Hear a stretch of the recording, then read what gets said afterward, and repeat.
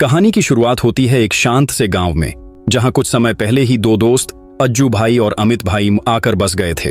दोनों रोज साथ में स्कूल जाते, साथ ही घर लौटते। उसी कक्षा में पढ़ती थी पीहू, एक बेहद होशियार लड़की जो हर बार परीक्षा में सबसे ज्यादा अंक लाती। धीरे धीरे अमित भाई के दिल में पीहू की सफलता को लेकर जलन घर करने लगी। उसे लगने लगा कि सभी लोग उसी की तारीफ करते हैं और वह खुद पीछे छूट जाता है।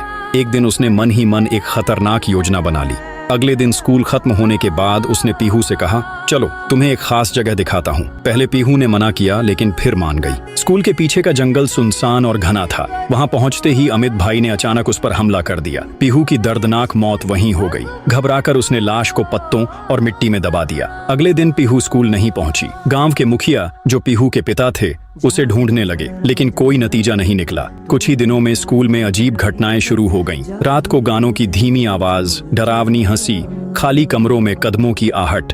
बच्चों ने स्कूल आना बंद कर दिया और जो भी रात में वहां गया वह कभी वापस नहीं लौटा। गांव में डर का साया फैल गया। एक रात पीहू की आत्मा गांव में घूमती दिखी। खून से सना चेहरा, बिखरे बाल और आंखों में लाल आग। जो भी उसके रास्ते में आता वह उसकी जान ले लेती।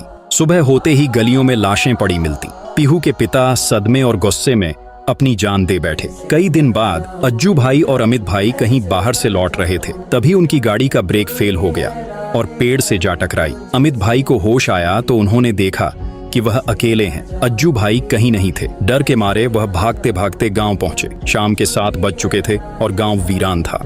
अचानक स्कूल के बाहर पीहू की आत्मा बैठी दिखी। खून से सना चेहरा, बाल बिखरे, होठों पर वही डरावना गाना। जैसे ही अमित भाई गांव में दाखिल हुए, उसने उन्हें रोकते हुए ठंडी हंसी में कहा, तू ही है ना जिसने मुझे मारा था, अब तू नहीं बचेगा।